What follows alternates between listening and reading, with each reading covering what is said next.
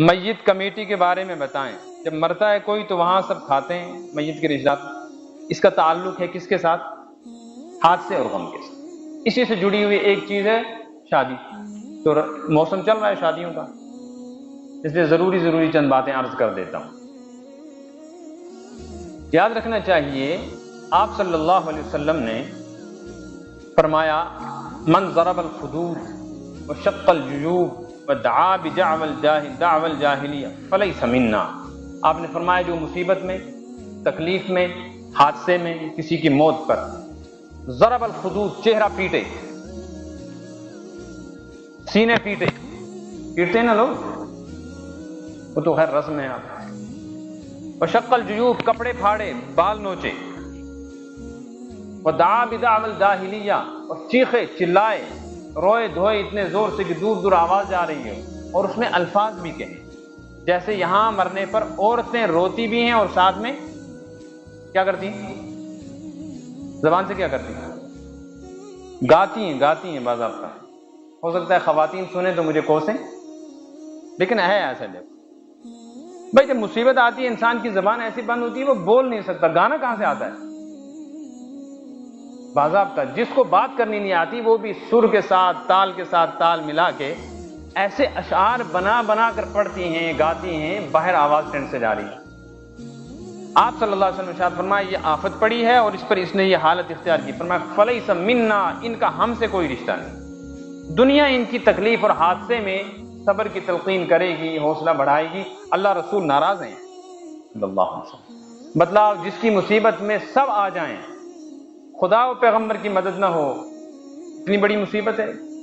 ایک تو یہ آفت ٹوٹی، مکان جل گیا، سیلاب آ گیا، آگ لگ گئی، بچے کا حادثہ ہو گیا، ایکسیڈنٹ ہو گیا، کوئی مر گیا، نقصان ہو گیا، چوری ہو گئی، ایک تو یہ آفت۔ دوسرے دنیا والے آ کر ہو ہا کر رہے ہیں، لیکن جس کی طرف سے یہ آفت آئی ہے وہ ناراض ہے، کیونکہ رونا چیخنا چلانا ایسے ہی۔ صبر کیسے ہوگا؟ آپ صلی اللہ علیہ وسلم کے صاحبزادے کا انتقال ہوا، آپ نے اپنے 18 یا 14 مہینے کا بچہ حضرت ابراہیم گود میں لیا، آپ کی آنکھوں سے آنسو بہنے لگے، صحابی عرض کرنے لگا یا رسول اللہ صلی اللہ علیہ وسلم تبکی یا رسول اللہ۔ صحابہ سمجھے حضور تو صبر کی تلقین کرتے ہیں اور آج بچے کی وفات پہ خود رو رہے ہیں، تو رونا صبر کے خلاف ہے۔ صحابہ یہی سمجھے تھے اس وقت تک صبر کا مطلب، اس لیے عرض کیا کہ یا رسول اللہ صلی اللہ علیہ وسلم آپ بھی رو رہے ہیں، یعنی بظاہر یہ صبر کے خلاف ہے تو آپ کیسے رو رہے ہیں؟ آپ نے سمجھایا صبر کے، فرمایا العین تدمع، میں کہاں روتا ہوں، آنکھ رو رہی ہے۔ کون روتی ہے؟ آنکھ روتی ہے، اور آنکھوں سے آنسو کا بہنا یہ میرے اختیار اور قابو میں نہیں، بچہ ہے۔ والقلب یحزن، اور چہرے کے اوپر جو اس وقت تکلیف کا اثر ہے اور ایک بوجھ ہے طبیعت پر، یہ دل کا غم ہے، یہ میرے اختیار میں۔ اسے معلوم ہوا کہ صبر میں رونے کی اجازت ہے، تکلیف کے ظاہر ہونے یا اظہار کرنے کی اجازت ہے، مگر اس کی ایک حد ہے، ایک لمٹ ہے، غیر اختیاری جو ہو۔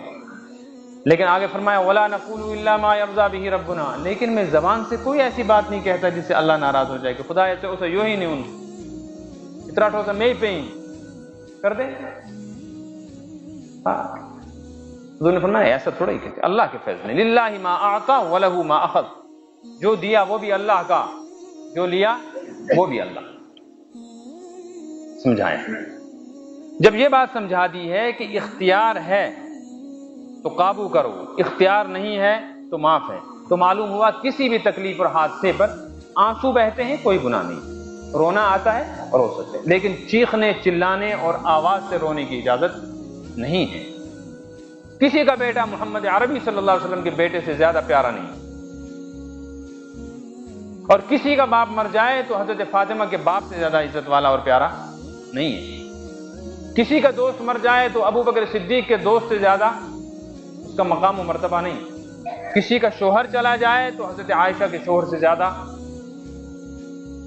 کسی کا مرتبہ نہیں۔ کسی کی بیوی چلی جائے تو حضرت نبی پاک صلی اللہ علیہ وسلم کی بیوی حضرت خدیجہ سے زیادہ عزت والی کوئی نہیں ہے۔ کسی کی بیٹی مر جاتی ہے تو حضور کی صاحبزادی حضرت زینب سے زیادہ مقام اور مرتبہ کسی کی بیٹی کا نہیں ہے۔ تو کہاں جائے گا انسان؟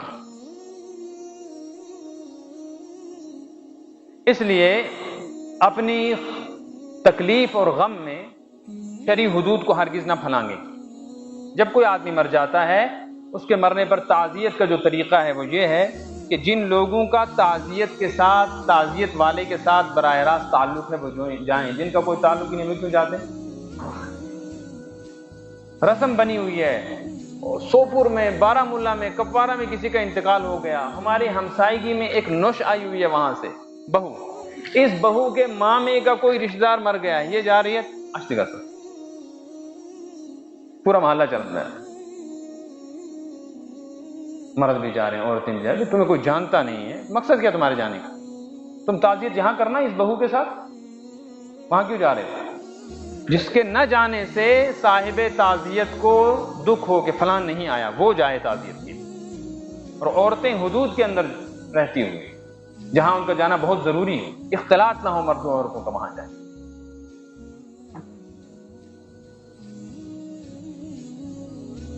اور وہاں جا کے تعزیت کر کے واپس آئیں۔ بیٹھ گئے وہاں، پورا دن بیٹھے ہوئے ہیں، کھانا کے ٹائم پہ بیٹھے ہوئے ہیں، کھانے کے ٹائم پہ جا رہے ہیں، صاحب کھانا کیا کرے گا، مجبور ہے رسموں کے لیے۔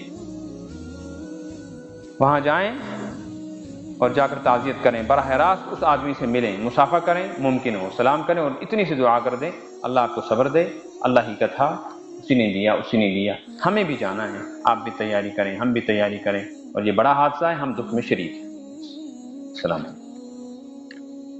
رسم بن گئی ہے۔ اب تو باضابطہ جن ٹینٹوں کے اندر تعزیت ہوتی ہے وہاں دسترخوان لگا ہوتا ہے، قہوہ چل رہا ہے، چائے چل رہی ہے، پانی چل رہا ہے، جوس چل رہا ہے، جیسی لیول ہے کسی آدمی کی، اسٹیٹس ظاہر کرنے کے لیے لوگ کرتے ہیں۔ شامیانہ بھی کیسا ہوگا کہ جیسا آدمی ہے، وفات کے وقت بھی لاکھ روپے کے شامیانے لگ رہے ہیں صرف تعزیت کرنے والوں۔ اور باضابطہ بڑے بڑے گھروں میں نے دیکھا تعزیت کے لیے اخباریں رکھی ہوئی ہیں، انگریزی اخباریں، اردو اخباریں، بہت ساری رکھی ہیں، جو آئے گا کیا پڑھے گا؟ اخبار۔ اس اخبار میں اس مرنے والے کے متعلق لکھا ہوا ہے، رسم چہارم کب ہوگی، رسم قل کب ہوگی، کس قبرستان میں ہوگی، پڑھ رہے۔ پھر بیٹھ کے تبصرہ ہو رہا ہے، کب ہے الیکشن، کون سی اس نے پارٹی نے کس کے ساتھ کیا ہے الحاق، مرے ہوئے کی تعزیت ہو رہی ہے۔ یہ باضابطہ تقریریں بھی ہوتی ہیں، کچھ کسی حد تک ضرورت تھی کوئی صبر کی بات کرتے، لیکن تب تو باضابطہ تقریر دی۔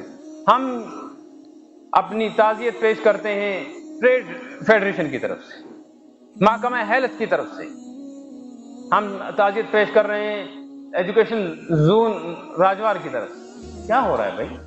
یہ تعزیت ہے کہ اپنی کمیٹیوں کی اور کمپنیوں کے تعارف کروا رہے ہو پارٹیوں کے؟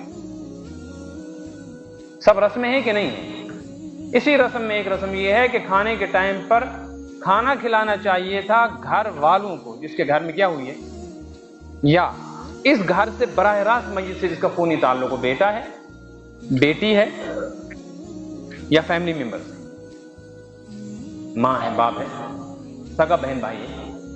یہ کتنے ہو سکتے ہیں؟ 10 15 20 25 آدمی، اتنے ہی ہوں گے۔ ان 20 25 آدمیوں کو ایک دن یا 3 دن، یہ ضروری نہیں ہے 3 دن، بعض روایتوں سے صرف ایک دن کھانا کھلانے کا ثبوت ملتا ہے، ایک دن یا 3 دن کھانا کھلانے کا حکم ہے۔ کیا؟ کھانا کھلانے کی کئی صورتیں ہیں۔ ایک صورت یہ ہے کہ اپنے گھروں میں جو بنا ہوا ہے نا آپ لے آؤ، عورتیں اپنے گھروں سے لا کر عورتوں کو اندر کھلا دیں زبردستی۔ وجہ یہ ہے شریعت یہ جانتی ہے، مانتی ہے اور کہتی ہے، سمجھاتی ہے کہ جس کو تکلیف پہنچی ہے وہ کھانا کھائے گا نہیں، 3 دن یہ بھوکے رہیں گے، یہ خود بھی مریں گے، نہ کھائیں گے، نہ پیئیں گے، نہ نماز ہے، نہ روزہ ہے، اس لیے ان کو کھلاؤ۔ لیکن اب کیا ہے، رمضان چل رہا ہے تو رمضان میں بھی کھلا رہے ہیں، لیکن ان کی تعزیت ہے نا جی، ان کے لیے کہاں روزہ ہے؟ نمازیں جا رہی ہیں، یہ تعزیت ہو رہی ہے، تو ان کو کھانا کھلانا تھا۔ یہ اپنے گھر سے کھانا بنا کر، اتنے بڑے آباد لوگ ہیں، محلے بڑے بڑے مکانات ہیں، کھلا سکتے ہیں آرام سے، لیکن ایسا کرتے نہیں۔ اب باضابطہ کمیٹیاں بن گئی ہیں اور کمیٹیاں اس کے لیے فنڈنگ کرتی ہیں، افراد گھر دیتے ہیں پیسے، اور ایک پارٹی ہوتی ہے جو جمع کرتی ہے، کلیکٹ کرے گی پیسہ، یہ جمع کرنے کے بعد اسی پیسے کو جو لوگوں سے جمع کیا ہے اسی کو کھانے پہ لگایا، اسی کو واضوان پہ لگایا، کھانا کھلایا ان لوگوں کو جن کا براہ راست میت سے کوئی تعلق نہیں ہے۔ یہ خرافات نہیں ہے، واہیات نہیں ہے، بے دینی نہیں، تو کیا ہے؟ یہودیوں کا طریقہ ہے جو مسلمانوں میں آیا ہے۔ اور حضرت نبی پاک صلی اللہ علیہ وسلم نے ارشاد فرمایا میری امت کسی زمانے میں یہودیوں کے نقش قدم پر چلے گی، حذو النعل بنعل، جیسے چپل کے جوتا جوتے کے برابر ہوتا ہے، یہ حال ہو جائے گا یہودیوں کا اور مسلمانوں کا۔ اور اس کا مطلب یوں سمجھو، ایک شخص نے جوتا خریدا ہے، جس کمپنی کا جوتا دائیں پیر میں لگائے گا اسی کا بائیں میں لگائے گا کہ دوسری کمپنی کا لگائے گا؟ ایسا تو نہیں ہے کہ دائیں میں اس نے لگایا ہے لبارٹی کا اور بائیں میں لگایا باٹا کا۔ کمپنی بھی ایک ہوگی، رنگ بھی ایک ہوگا، میٹیریل بھی ایسا نہیں کہ ایک پیر میں جوتا لگایا فوم کا دوسرے میں لیدر کا، سائز بھی برابر ہوگا، رنگ بھی، میٹیریل بھی، کمپنی بھی ایک ہوگی۔ فرق کیا ہوگا؟ صرف اتنا فرق ہوتا ہے یہ دائیں پیر کا یہ دوشن، یہ دائیں ہے یہ بائیں، اتنا فرمایا بس اتنا ہی فرق ہو جائے گا، یہ محمد عربی صلی اللہ علیہ وسلم کی امت مسلمان ہے، یہ یہودی ہیں، باقی کوئی فرق نہیں ہوگا۔ یہ حدیث میں آیا۔ اس سے آگے بڑھ کر سنیں، حدیث میں آیا ہے کہ ایک بدبخت ایسا ہوگا کہ اگر پچھلی امت میں کسی بدبخت نے اپنی ماں سے بدکاری کی تو اس امت میں بھی ایک بدبخت آئے گا جو ماں سے بدکاری کرے گا۔ خطرے کی بات ہے، یہ ڈرنے کی بات ہے، ہم کس راستے پہ چل رہے ہیں؟ تو یہ ہونا چاہیے تھا۔ یا یہ صورت تھی اس سے آسان کہ بھائی آپ نہیں کھلا سکتے 15 آدمیوں کو 20 آدمیوں کو، تو جس گھر میں یہ وفات ہوئی ہے اس میں راشن ہے، گیس چولہا ہے، وہ رونے دھونے میں لگے ہیں، تکلیف میں ہیں، اپنے محلے کی 4 لڑکیاں 5 لڑکیاں جمع کرو، انہی کا راشن نکالو، انہی کے گھر میں بناؤ چولہے پر اور ان کو کھلاؤ۔ کوئی گناہ نہیں ہے یہ جو لوگوں نے بنا لیا ہے کہ اس گھر میں 3 دن تک چولہا نہیں جلنا چاہیے، اس گھر میں کپڑے نہیں دھلنے چاہیے، اس کا جو فرش فروش ہے وہ اٹھا کر جھاڑ نہیں سکتے، بسترے نہیں جھاڑ سکتے، اور تیسرے دن سارے کمبل اور چادریں اور بیڈ شیٹیں دھل رہی ہیں۔ یہ ساری کے سارے یہ غیروں کے طریقے ہیں، مسلمانوں کا طریقہ ہے۔ یہ ہندوؤں کا ایک عقیدہ ہے جس کو وہ کہتے ہیں آوا گون، کیا کہتے ہیں؟ آتماؤں کا، روحوں کا واپس آنا۔ ہمارا عقیدہ یہ ہے جو روح نکل گئی یہ واپس نہیں آئے گی، اس کے 2 ٹھکانے ہیں، اعلیٰ علیین یا سجین میں چلی گئی، وہاں سے واپسی کی کوئی صورت، داخل ہونے کا راستہ ہے، نکلنے کا نہیں۔ جب یہ روح واپس ہی نہیں آئے گی تو کہتے ہیں غیر مسلم، وہ کہتے ہیں 3 دن تک روحیں بھٹکتی ہیں مرنے کے بعد، ان کو جگہ نہیں ملتی، یہ کبھی کسی مکان میں گھستی ہیں کبھی کسی میں گھستی ہیں، یہ یہاں آئیں گی، اگر تم نے اپنا فرش اٹھا دیا یہ گھر کو نہیں پہچان سکے گی یہ روح،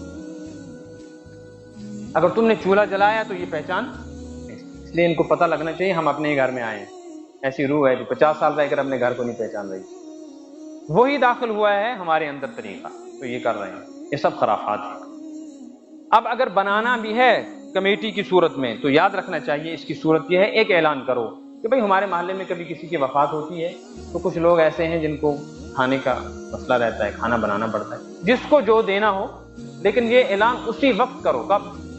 جب وفات ہوئی، پہلے سے پیسہ جمع کرنے کی اجازت نہیں ہے بالکل بھی، چھل لگانا، یہ 50 روپیہ 100 روپیہ یہ سب ناجائز ہے، اسی وقت اعلان کرو، جس کے پاس چاول ہے چاول دے دو، لکڑی ہے تو لکڑی دے دو، پیسہ ہے تو پیسہ دے دو، یہ سب جمع کر لو، اس سے کھانا بناؤ، سادہ کھانا بناؤ، گوشت نہ بناؤ، دال بناؤ، ساگ بناؤ، اور زبردستی ان کو کھلا دو۔ اور جو لوگ باہر سے آئے ہیں تعزیت کے لیے ان کو بالکل اجازت نہیں ہے کہ وہ یہاں کھانے کے ٹائم پر شریک ہوں، بے غیرتی ہے، حرام تو نہیں ہے لیکن بے غیرتی ہے، بے شرمی اور بے زمیلی ہے، تعزیت کے لیے کھانے بھی کیوں بیٹھے ہوئے ہیں؟ تمہارا یہ دور کا رشتہ دار لگتا ہے، تمہیں کیا حق ہے یہاں بیٹھنے کا؟ اور جو کھانا بنانے والے ہیں ان کو چاہیے وہ اللہ کی رضا کے لیے بنائیں اور کھلائیں، خود نہ کھائیں، خود اپنے گھروں میں کھانا کھائیں۔ مسئلہ سمجھ میں آیا؟ اتنے مسائل ہیں، تو چھوٹی سی بات میں نے بتائی، اب کوشش کریں گے انشاءاللہ آئندہ اس پر اور بات